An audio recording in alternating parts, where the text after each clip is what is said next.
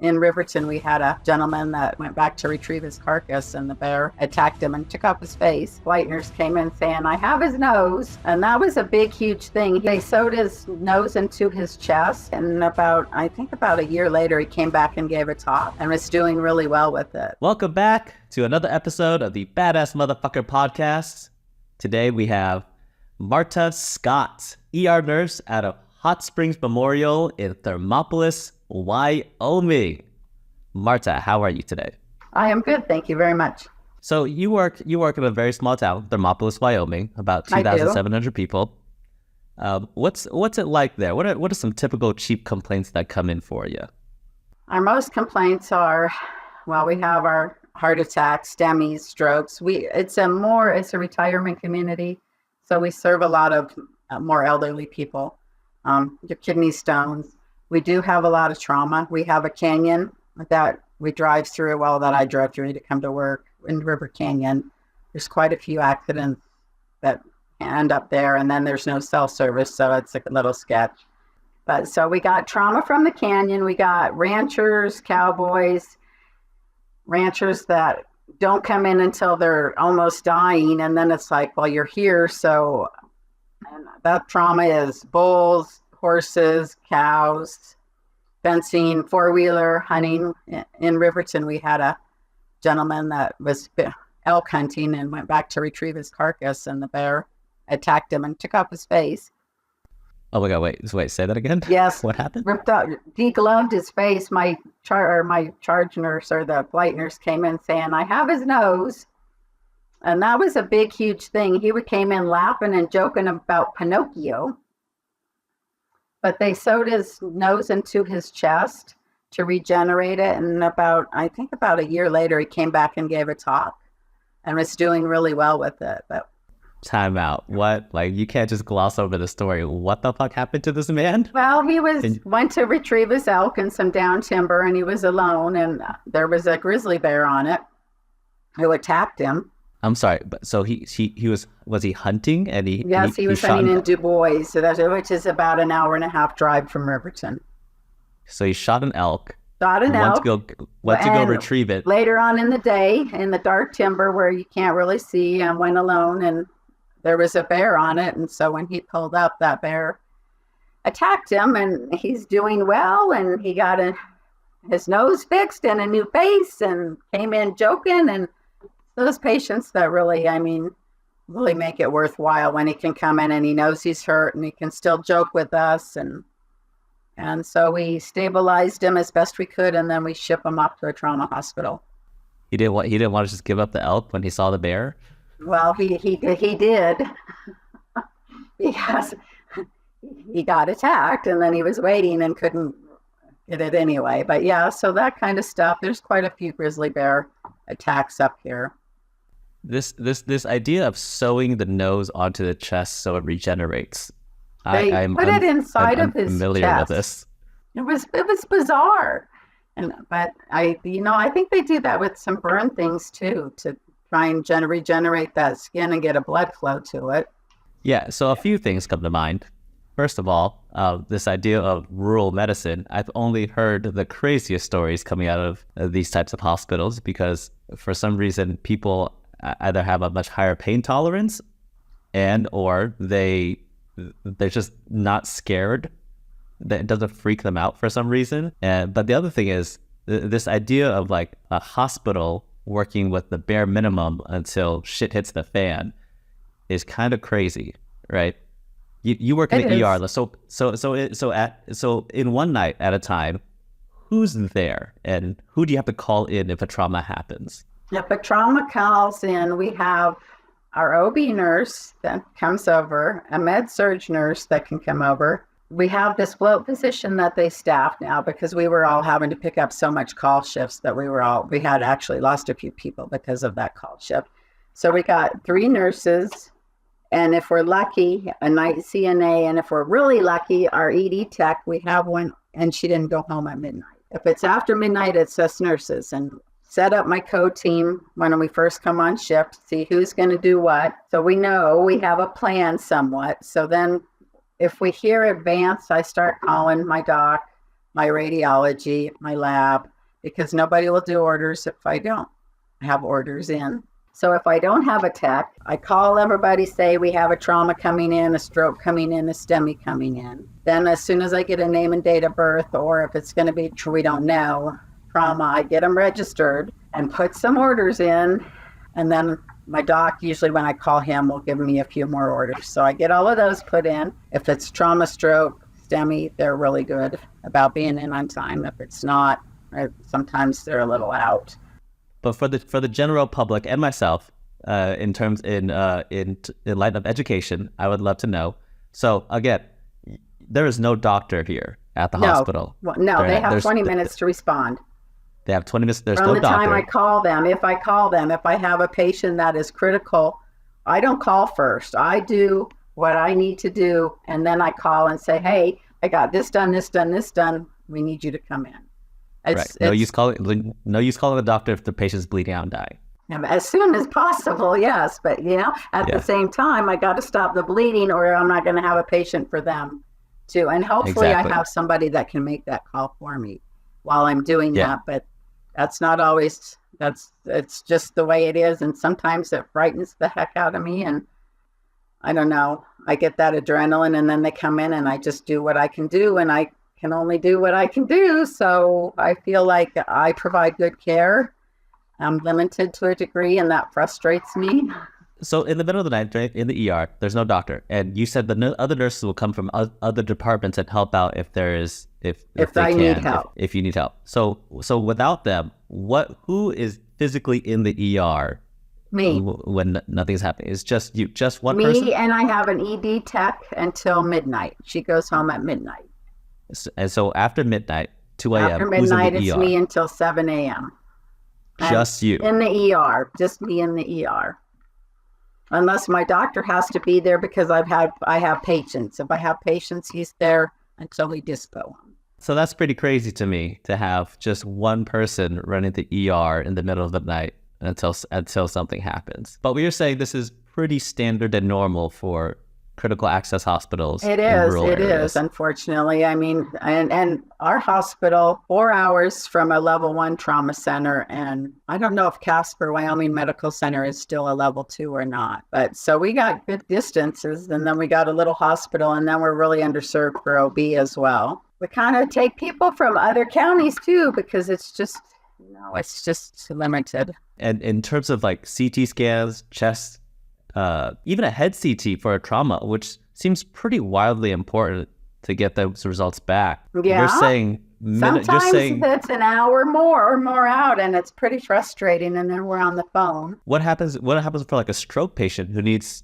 in case they need TPA in like that time frame? Like, what do you do with stroke patients? Our with CTs? CT scanner person has 20 minutes to get there. So hopefully we've heard they're coming in the ambulance, or family has called and said, we're bringing them in. We think they're gonna. So at that point we'll call, and I can do what I can do. So as soon as I can get my CT tech in and get that CT warmed up, they're going as soon as they can. But that's our limitation. And sometimes it's not good. And most of the time it seems to be okay. But sometimes it's, it is what it is. Have you ever had a stroke patient who you got the CT scan and the results didn't come back in time, and the stroke kind of took its toll? Like, has that ever happened? Because again, like a patient comes in for stroke symptoms, you get that CT scan, you need those results right away. 20 minutes, 60 minutes to needle. Yeah, but then we've mostly made it okay with them. Most of the ones have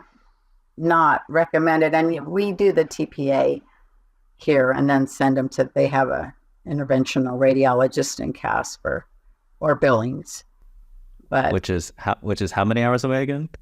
2 to Casper and 4 to Billings driving. So flying probably 1.5 and 1, but they got to come to us first and then fly back. So we do a lot of transfers out. I guess, how many patients do you see during a shift, and how many traumas come in? Is it rare, sporadic? Is it pretty regular? It's a regular day shift. You get a lot more traumas. The traumas that, like the car wrecks and the horse wrecks, because people are riding. I'll get like the horse wrecks at 7 o'clock in the summer up to 9, 10 o'clock. But I see it varies. Some nights I don't see anybody in the emergency room. Usually at night I'll see like 1 to 6 or 7, from 7 p to 7 a. But Yeah. then I mean, I hold those patients for a lot of times because even with like a kidney stone, a renal CT, 3 hours for them sitting there. By the time they drink, they scan, and we get the read back. You said a lot of horse crashes? Well, a lot of, yeah, we have a lot of ropers and farmers and ranchers and cowboys and horse kicks and coming off horses and horses going over backwards. And Oh, they just okay. come in and say, yeah, you have a bleed. We're going to transfer you. They discharge him the next day, and then he's back on his horse. A classic example, a friend of mine's husband, who's 81. 81? Yes, and he's a rancher, and he was loading his horses in a city 3 hours away, and his horse kicked him. He drove all the way back to his hometown, says he doesn't remember driving, and he ended up having a bleed. So we shipped him to Casper, and they discharged him the next day, and he was on his horse the next day.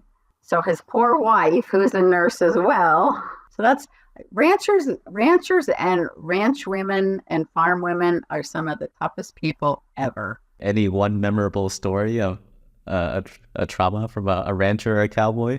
I have this one's a little sad one. When I was, I don't know, a nurse in Riverton, and we had a little girl that she must have been about 6 or 7. Her grandfather was riding with her in the arena, and her horse went over backwards, and he brought her in. I think I'd been a nurse maybe a year and a half in the ER, and we coded her for 3 hours. I think probably her neck was broke, but it was just that poor grandfather and her parents came in, and it's just the horse thing is, I have horses too. It's a good thing, but they can be pretty deadly. And that one really sticks out in my mind because it just was so horrendous. And then the one in Thermopolis, I had a 15-month-old little girl who had swallowed some of that lamp oil, from those old-fashioned lamps, aspirated it, and she came into our emergency room, and she was pretty sick. And we managed to get her taken care of until we could get her to Children's Hospital. We got her tubed and got her to Children's Hospital, and she was on ECMO for quite a while, but she's in the community bopping around now too. And that one was so very scary for me. I had my doc and me because she was in, and that was it. So I had to call everybody else in. Wow. Yeah, man. These horses are dangerous. I mean, they are. They're so fun. They're so fun. But man, I used to work at Stanford up in California, NorCal, and a lot of people, I guess, they have space for horses over there. And it was the first time I started seeing horse accidents, which falling off a horse is no joke. I mean, you're pretty high up. You don't know how you're going to land. Yeah.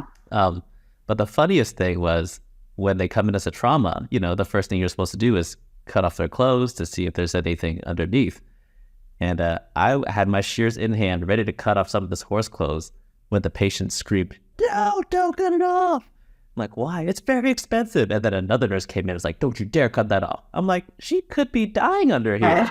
But they didn't care. They didn't give a damn. They're like, "I'd rather die than you ruin this horse clothes." I'm like, "What the?" Yeah, I understand. I had a motocross with all his motocross gear on, and just just no. And I said, "Okay, I'll try and work it off." And I started, and he's finally like, "Just cut it off." I said, "Oh, yeah. Gladly. That's my best thing to do." But yeah, they're pretty. Some of that stuff's pretty pricey. This idea of the kids though, which is interesting for me when you talk about it. Working in the area that you work at, labor and delivery. I guess you said that you have limited OB. Yeah, I when I left Riverton Hospital, I went over to Thermopolis, and OB, as you well know, as an ER person, they scare you to death. We can't get him out of our department quick enough. And I said, I am so scared about this.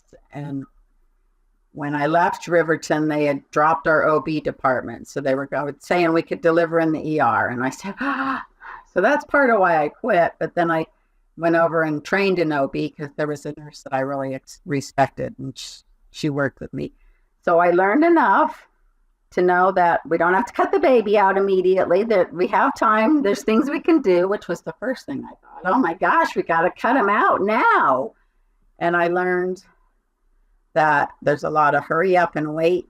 And I don't like to hurry up and wait as an ER nurse. And so I'm like, oh man, okay, I know how to do this. I can deliver babies. I know to do some things if there's something wrong. So I'm going back to ER. So, but we all are expected to help in all areas. I've delivered babies. I've helped on med surg. I go where I need to go. Do you have an OB nurse? We do have an OB nurse. Right now, we're probably 80% travelers at our hospital. It's very hard to find staff to stay. And it's a retirement community, so it's elderly people. And of course, there's 2 hours to a target, either direction. There's 7 hours to Denver, which is a big city, or 5 hours to Billings, which is a big city. So unless you like to do like ride, hike, camp, rock climb, it's hard to attract people to this area because, we are used to our conveniences. I just go to Target. Yeah, no, I have a Whole Foods across the street. Yeah, we don't have that. I will never give up. So you said you also go, if the ER is a little slow, you'll go to med surg and help out. Yeah, I always go help and answer call lights and OB. If there's a baby delivery, I go in as a second. Respiratory's not around. Our hospital's trying to get two nurses to do NRP and not call the respiratory therapist in. And I'm fighting that a little bit because if I could have anybody in the room with me at any time, I would take a good respiratory therapist. Because that's the one. Cardio used to scare me, but respiratory scares me to death. Oh my God, tell me about it. In the ER, every time a respiratory therapist shows up, I'm just like, yo, come in here and fix it. I don't know what is happening, right? but you fix it right now. And they will.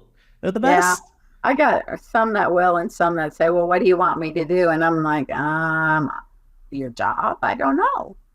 I'm not respiratory. That's why I called you. That's why I called you. I need you here. Whatever, fix the pump, fix the patient. Whatever you say. Make them breathe. I don't know. Do work your magic. Do something. We need you here. Yes. So that sounds pretty fun. Having no, not fun in terms of like if shit hits the fan, but like you're coming around, you're going to these different departments, so you know everybody pretty well. Yes, I do, and I do that partially for that reason. So I know their skills, and I know that they're comfortable with me. And I know that if I have to lead them, that they will follow me. And if they have a question, they will ask me. So night shift and day shift are like two different beasts.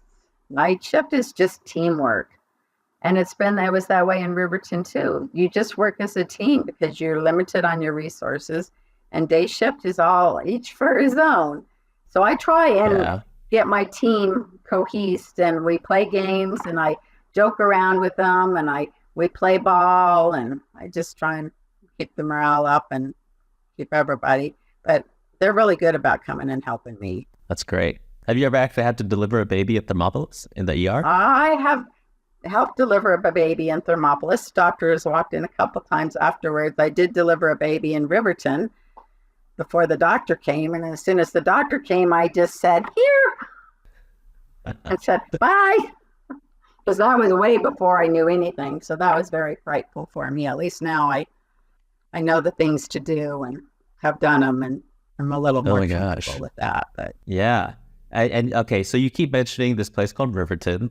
Let's get into that. It is you worked on a Native American reservation in Riverton. Is that right? Yes, I started nursing there. I started in med surg and then went to ER a year in.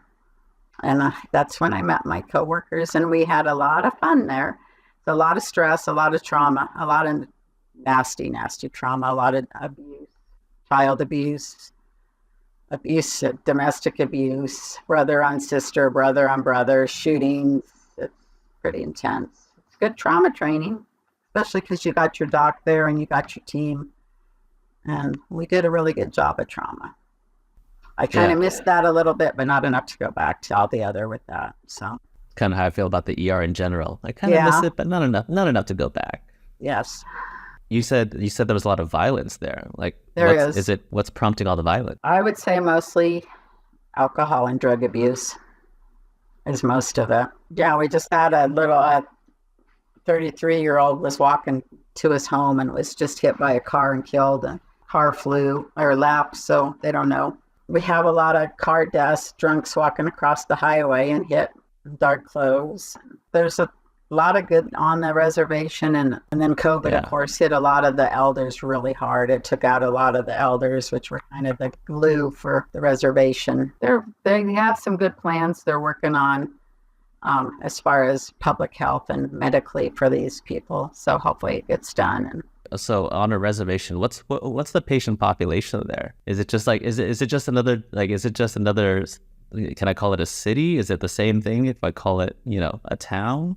It's just like a city. They have their problems. They have their good. I mean, they have a lot of well-educated people really trying. They can go to the community college here, I think, for free. There's not much money out there. There's a lot of homeless people. There's a lot of homeless people by choice because their families don't want them living with them because they drink. And when they drink, they get violent. And violence is pretty big on the res here, and I'm sure it probably is on all reservations, but I know this one is really, really pretty violent. Going back to this area that you worked at, was the training different? Like, was there anything extra you had to learn in terms of working with a population who has very different views on modern medicine? Is there other things that you had to implement? I have to be conscious of their beliefs and their feelings, and they don't necessarily align with some of mine, but you have to support them and just encourage. Well, you need to show up to your appointment. And I originally got into nursing. My mom went through the hospice program, and I said, I want to be a hospice nurse. And then here I am on the exact opposite of the spectrum. But one day I will get there, I think. Oh, well, I mean, it must have been tough working, especially coming from, your accounting background and, knowing what I don't know how much interaction crossover you have. I didn't have any crossover really, but my accounting background now helps me pick up all those lost charges that everybody misses. So I try and keep our accounting in straight from our emergency room anyway and say, hey, you didn't do your stop times on your infusions. They're like, that's money. That's your job security. So I'm more conscious in the use of supplies and making sure that things get counted. It's the only, and I'm kind of anal that way. It's the only thing I think I pulled from accounting. There's a story that your coworker said while working in Riverton that you were known to pay out of your own pocket for some of the medications for some of your patients who may or may not like even seeing you at the hospital. You've been known to pay for prenatal vitamins for some of these patients. Is that true? My goal is to get patients taken care of and their babies taken care of. And so if they can't afford it, money to me has never been, I've had enough to survive. I wouldn't say I'm overly wealthy, but I've always had enough to survive. So I try and help people out. And I also buy toys and rattles and baby toys for our ER patients for the kids, because I feel it's very important, and say, here's something for you to play with while you're here, and make them a little more comfortable so they don't come in here hating us so much. And then too, with IVs and stuff, if I can develop a relationship with them, it just is so much easier on the kid and so much easier on me. So I buy little toys for $10 or less and stick them in the drawer. So when we have a kid come in, but patient care, I never knew I was so passionate about patient care while I was an accountant, but I love nursing. Yeah. I never thought I would, but I just absolutely love it. Even the ugly and the bad and the horrible. Yeah. And it shows too, because again, some of these, the way your coworkers describe you in these nominations is incredible. Well, we had a lot of fun. The way you talk about your coworkers and how close you guys are, it seems very important to you that you guys, know each other very well.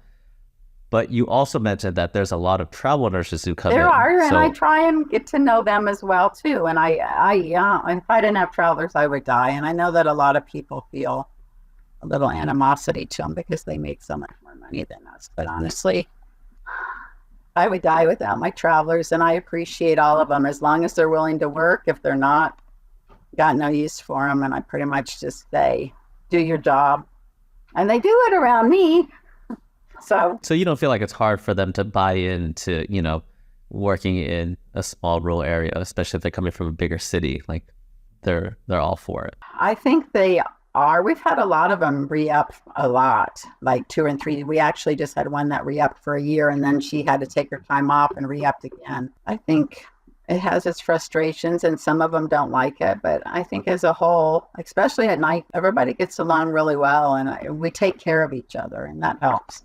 Because I think a lot of places, travelers don't really get taken care of like they maybe should. You don't have to answer this if you don't want to, but are you comfortable? Do you know how much they will pay a traveler to come out to Thermopolis, Wyoming? I do not know, but I do know about 6 months ago, they had an ER traveler that was making as much as I make in a month in a week. That sounds right. I think travel prices have come down a little bit. I think they're saying like $2,800 a month for where I'm at, which is still more than I make, not in a month, but I'm okay with that. They're uprooting their whole life, and as long as they do their job and are approachable, shoot, I'd pay them more if I needed to. The other thing I have written down here that I kind of wanted to talk to you about was your experience with psych patients. Your coworker said that there's a lot that come in and out. How do you feel about, taking care of the psych patients, where it's going, and are you getting enough help? No. Wyoming is very poor in mental health. We have psych patients, and we do the hold until we can get them somewhere where they can get the needs that they need met. We are not a psych hospital. We do not have psych patients or psych doctors. All of our doctors that run our hospital, ER, OB, med surge, they also run the clinic. They are all family doctors. I don't have a single ER trained doctor in my facility. So they're running clinic hours. They're doing OB patients. They're doing deliveries. They're doing hospitalist for our hospital. When they're ER and hospitalist for the hospital and OB doc. So none of these docs, and that was another frightful thing for me, is I don't want to work with no ER docs that aren't ER docs. And that's been a growing process for me as well. There's no trained ER doctor on staff at your hospital? They're all family medicine trained. Every one of them.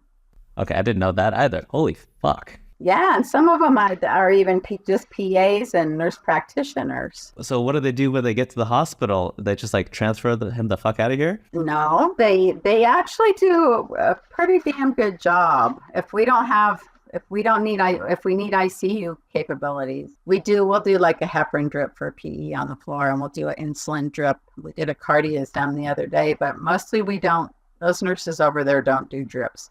If they do drips, I manage it, or there's another nurse that's been there for quite a while that manages it. So we don't have ICU capabilities, but we do they do a good job for their training. Sometimes I'm like, do you want to try?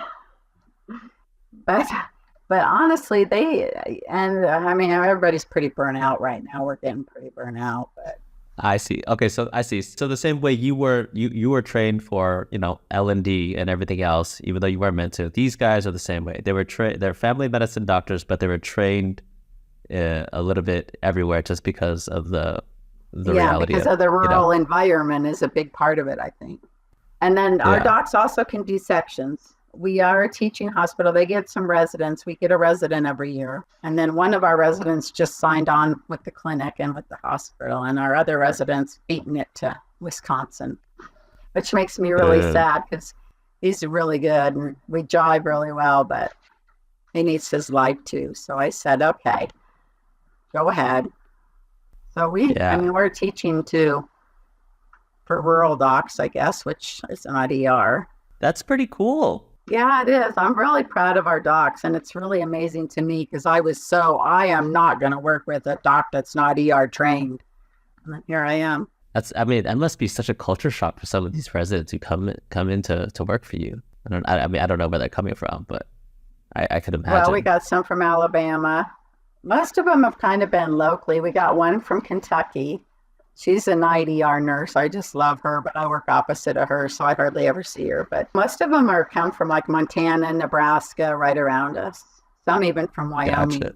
Well, this has been amazing. Amazing for me. Thank you. It was almost that hour. I just have a few last minute questions that I like to ask every guest before I take off. But, Marta, thank you so much for doing this and kind of shedding a light on what it's like to work in a rural hospital and on a reservation. Thank you nice. for giving me this opportunity. It's a lot of things I didn't know. Well, more questions, feel free to ask me anytime. Yeah, I worked with 2 really big hospitals. We had all the resources in the world. I had my job as an ER tech, and I wasn't expected to do anything else, which is kind of nice. So I can't imagine what it's like working. Oh, yeah. No, we do a little bit of everything. Yeah. So last few questions here. The first one is, you've been a nurse for a while now. You've had a whole career before this too, but what do you think the most important lesson over your career as a nurse is? To not judge people just by presentation, and even by past acts. Like, I had a preceptor that told me, you'll have these patients that every day they come in, same thing over and over again, and you get kind of lazy and you think, yeah, they're in here for this again. And that next time is going to be the one where it's like, that's not right. And that I try and keep with me all the time, because it's so easy. As you know, you just get so cranky about some of these patients. And it's like, God, I just saw you 3 days ago. And so I always try and keep that, just because they're in here saying the same thing doesn't mean that it's not something different. That, and just stay true to yourself and your gut, despite, opposition. Like if I go to my doctor and say, this is what I'm feeling, and they say no, stick to it and fight for what you think. Because a lot of times you're right, and try and take care of yourself, although I'm really bad about taking care of myself. So isn't that the funniest thing? It is the saddest thing for all of us. We tell everybody to, this is what you're supposed to do to live to 100. It's easy. These are the steps, and we go home. We do none of it. I know. The last question is, I have a series online called Tips from the ER. So I wanted to ask you, tips from the ER in Thermopolis, Wyoming. Marta, what is one thing you wish people just understood about your job? I'd love to take care of you. I don't love to take care of your family members so much. That takes away my taking care of you. And that's been a big thing lately for me. It's like, I don't have time to take care of your family because I want to focus on you. Do you want me to focus on you or your family? Because if I focus on your family, you're not going to do so good. So that is my tip.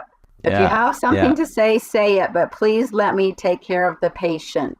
And if I have time to take care of you, I will. But my goal is my patient. There really needs to be a class when you become a nurse or work in healthcare on dealing with family members and what it's like. Because it's a whole, you're talking about you're trying to take care of the patient. You got to think of a million other things. But then to have the family member come and just change the whole dynamic in the room is it's tough. It is. And it's been kind of tough lately. So I'm working on that. Why has it been tough lately? Has something changed?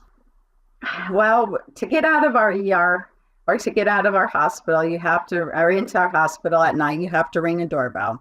Well, if I have 5 patients and I have 5 patients with family members, everybody smokes. So we got to go ring the door. We got to go out. So I got to take away and come let the patient out, or I have to let the family members back in for the OB that went out and smoked. The doorbell is I want to just blow it up, the doorbell.